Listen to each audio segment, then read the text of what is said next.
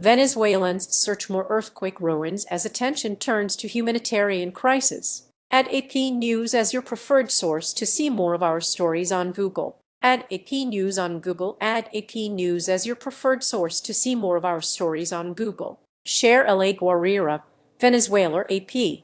With the window for finding survivors shrinking fast, Venezuelans combed Monday through more ruins of buildings toppled by last week's powerful back-to-back earthquakes, and attention turned to the country's humanitarian crisis that could persist for years. Relief organizations say the first 72 hours after a natural disaster is the most crucial time period for rescues, though survival can be extended if people have access to food and water. 5 days after the twin quakes, questions loomed about whether the cash-strapped government will be able to coordinate the effort needed to care for thousands of people who have been left homeless. Residents watch rescuers' efforts to reach survivors beneath the rubble of a building that collapsed in the earthquakes in GUAIRA, Venezuela, early Monday, June 29, 2026. AP photo/measures de l'accord. Residents watch rescuers' efforts to reach survivors beneath the rubble of a building that collapsed in the earthquakes in GUAIRA,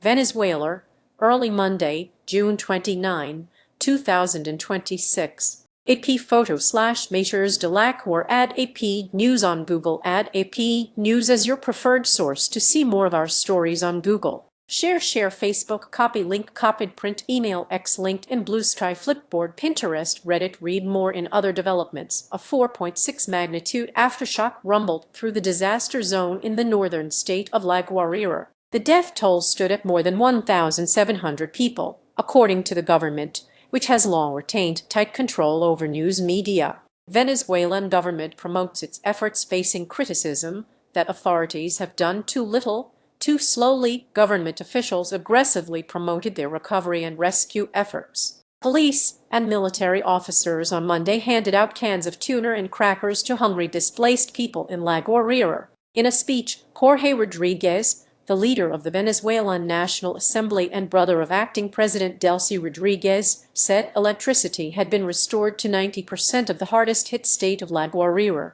He said authorities were racing to evaluate damaged buildings that still posed a danger and had set up 15 temporary displacement camps. Many Venezuelan news reports have avoided politically delicate questions related to the earthquake, such as the widespread collapse of buildings, sticking instead to safer stories about heroic rescues. Delcy Rodriguez, who came to power in January after U.S. President Donald Trump's administration seized former President Nicolás Maduro, shared footage Monday of emergency workers lifting a man out of the ruins to applause after a 43-hour search effort. Read more. Each life saved is a victory for hope, she wrote on X.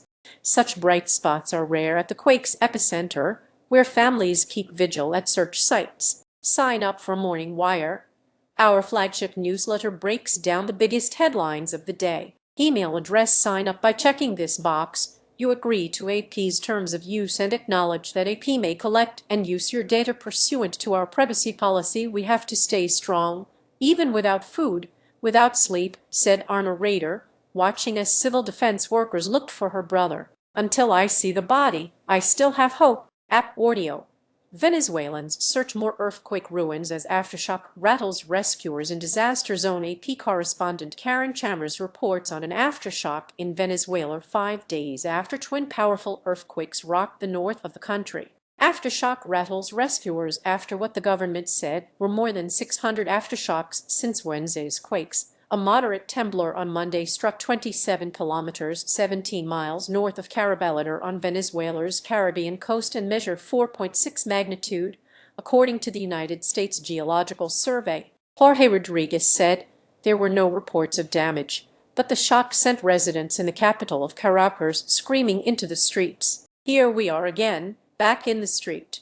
I don't know when we'll have a moment of true peace, said Concepcion Hernandez, 51, evacuating her apartment in the Chacao municipality of Caracas. Volunteer Jean Saucer, who joined rescue teams searching for earthquake survivors, explains what he saw after going under the rubble of a building where rescuers are trying to reach trapped people in GUAIRA, Venezuela, Monday, June 29, 2026. AP photo/Measures de Lacour volunteer Jean Saucer, who joined rescue teams searching for earthquake survivors, explains what he saw after going under the rubble of a building where rescuers are trying to reach trapped people in La Guaira, Venezuela, Monday, June 29, 2026. AP photo/Measures de Lacour. Add AP News on Google. Add AP News as your preferred source to see more of our stories on Google. Share Facebook, copy link, copied print, email, X, LinkedIn, Blue Sky, Flipboard, Pinterest, Reddit. Read more questions over extent of U.S. help. Dozens of countries have offered assistance, but the disaster has raised expectations for the Trump administration after its takeover of Venezuela's oil industry earlier this year. Rescue workers searched through the rubble of a building that collapsed when earthquakes struck La Guaira, Venezuela, Sunday, June 28, 2026. AP photo/Measures de Lacour. Rescue workers searched through the rubble of a building that collapsed when earthquakes struck La Guaira, Venezuela, Sunday, June 28, 2026. AP photo/Measures de Lacour. Add AP News on Google. Add AP News as your preferred source to see more of our stories on Google. Share Facebook, copy link, copied print, email, X, LinkedIn, Blue Sky, Flipboard, Pinterest, Reddit. Read more in a briefing with reporters. A senior State Department official said 300 first responders sent from the U.S. are working on the ground, and 24 C-17 military transport planes arrive every day with supplies.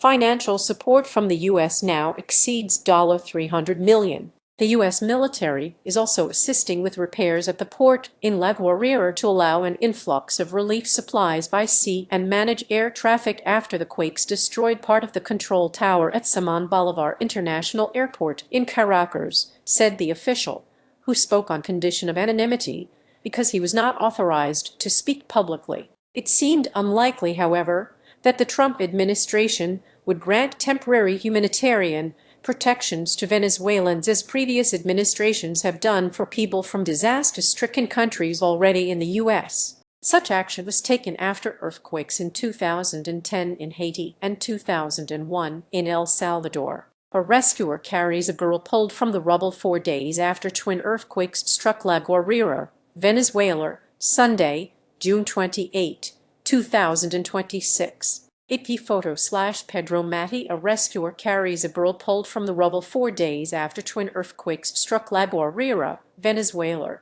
Sunday, June 28, 2026. AP photo/Pedro Matti. Add AP News on Google. Add AP News as your preferred source to see more of our stories on Google. Share Facebook, copy link, copied print, email, X, LinkedIn, Blue Sky, Flipboard, Pinterest, Reddit. Read more. Venezuelans have been a major focus of the Trump administration's immigration crackdown. More than 100 Venezuelans recently deported from the U.S. were being held at a hotel in the country when the quake hit, and many are now missing, survivors say. Rescuers included a minor deported from the U.S. Among the rescuers digging through the rubble Monday was 31-year-old minor Jean Saucer, who said he was deported from the U.S. in January over a missed immigration court hearing and returned to Caracas last month, dazed by an odyssey that began in shackles at an Arizona immigration detention center. He had built a new life in New York City over the past 4 years, he said, working at a taco stand near Penn Station, before Department of Homeland Security officials detained him. They ultimately shuttled him between immigration detention centers across the U.S. before leaving him and a busload of other deportees in southern Mexico without his passport, phone, or wallet. He then paid his way back to Venezuela. Since arriving Wednesday in La Guaira, Saucer has scrambled to pull people from the rubble with his old mining pickaxe in the absence of national rescue teams. Many people could have been saved if there had been equipment and support from top authorities from the very beginning, he told the Associated Press, wearing a helmet and a black T-shirt splotched with dust in the port city, where he said he had already rescued 20 people alive. Those rescues heartened him, he said, despite the lack of supplies. We're working without gloves, without equipment, borrowing supplies, improvising bandages, and whatever else we can. The full scale of damage remains unclear. Experts are struggling to assess the scope of damage, but they generally agree that the government's figures are a vast undercount.